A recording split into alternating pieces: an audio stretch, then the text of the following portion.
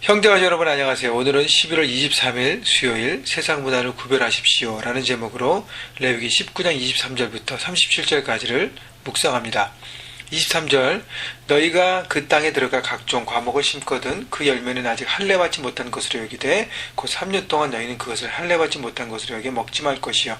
자, 하나님께서 이스라엘 백성들에게 가나안 땅에 들어가서 열매를 맺는 나무들을 심고 이제 농사를 짓고 살아갈 텐데 열매를 맺게 될 그 나무를 심을지라도 처음 3년 동안은 그 열매를 먹지 말라고 말씀하십니다. 그것은 할례받지 못한 것이라고 얘기하는 것은 아직 하나님 앞에 구별되어 드릴 수 없는 그런 과일이라고 얘기하는 것이죠. 사람도 태어나서 바로 할례받게 하는 것이 아니라 7일 동안은 할례를 받지 않고 이제 8일째 됐을 때 할례를 받습니다. 태어나서 처음 7일 동안은 온전한 생명으로 아직 확실하게 서지 못한다고 생각하기 때문에 세상에 적응하고 온전한 생명이 돼서 이게 들을 수 있는 그런 이제 생명이 됐을 때 하나님 앞에 구별되어 드려서 하나님의 사람으로 되지 않습니까? 마찬가지로 나무를 심으면 처음 3년 동안은 그 열매가 온전하지 않다는 거예요. 그래서 온전하게 될 때 그것을 처음 하나님께 드리고 그 다음부터 그것을 누리는 것입니다. 그래서 24절 보면 넷째 해에는 그 모든 과실이 거룩하니 여호와께 드려 찬송할 것이요 네 번째는 수확되는 모든 과실을 하나님께 드립니다. 마찬가지로 우리가 살아가면서 우리가 소득 벌어지는 첫 월급, 첫 비즈니스의 수입, 첫 열매를 하나님 앞에 드리는 것이 바로 하나님이 원하시는 삶의 방법이죠. 그 첫 열매를 드리고 다 드릴 때, 이제는 내가 원하는 삶으로, 내가 계산되는 방법으로, 내 것으로 하나님 앞에 드리는 것이 아니라 하나님이 모든 걸 주셨습니다. 이것이 모든 것이 하나님의 것입니다를 하나님 앞에 인정하며 내 소유를 고백하고 다 드리는 하나님의 주권을 인정하는 것을 내가 삶으로 보이는 것이죠.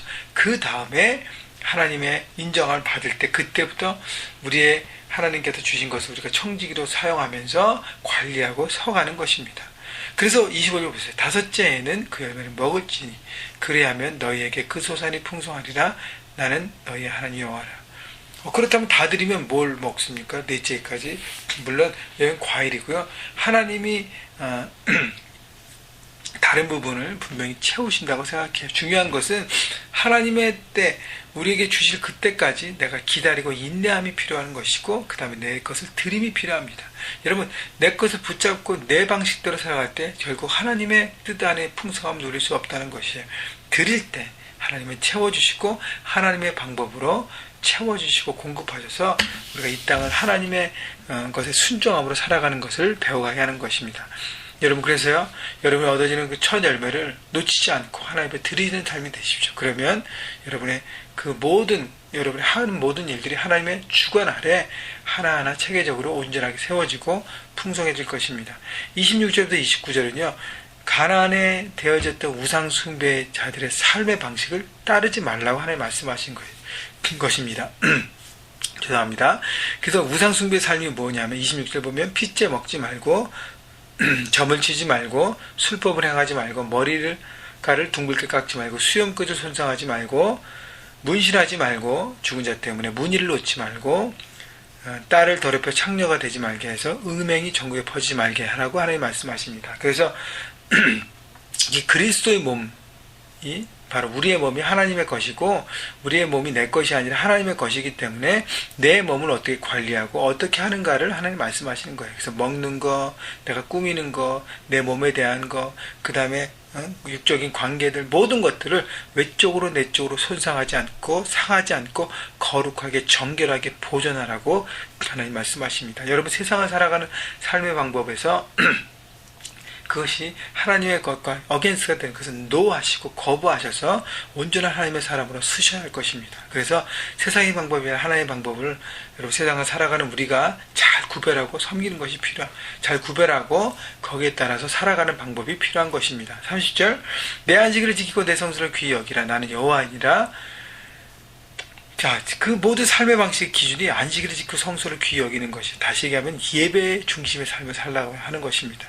하나님 앞에 모든 것을 맡기고 쉼을 갖고 하나님 공급하신 그 마음과 그 모든 것으로 살아가는 것, 믿고 의지하는 것. 그래서 31절에 보면 너희는 신접한 자와 박수를 믿지 말며 그대로 추종하여 스스로 더럽히지 말라. 나는 너희 하나님 여호와니라. 신접한 자 박수가 점을 외치는 거예요. 미래에 대한 불안함 때문에요.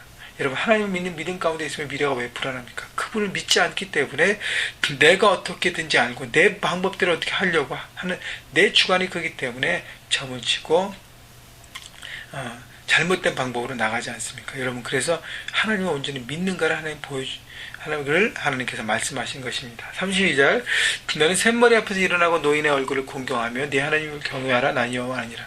샘머리, 노인 얼굴, 결국 어르신들을 공경하라는 것이에요.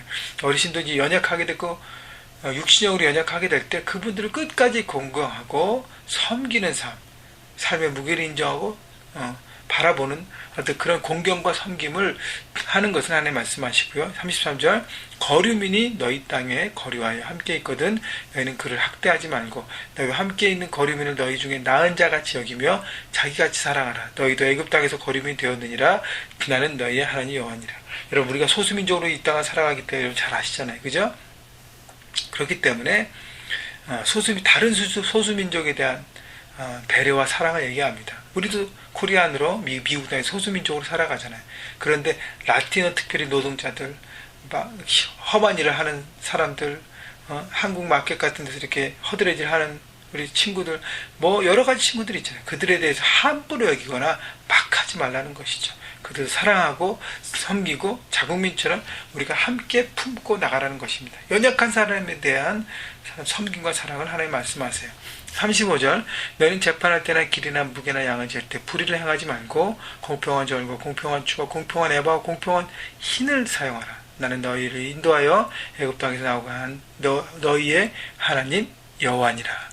자, 결국 뭐냐면 비즈니스 할 때 불의한 방법을 하지 말라는 거예요. 정직하게 사업을 하고 정직하게 일을 하고 거짓과 속임을 버리라고 말씀하시는 것입니다. 그래서 공평한 주, 공평한 저울.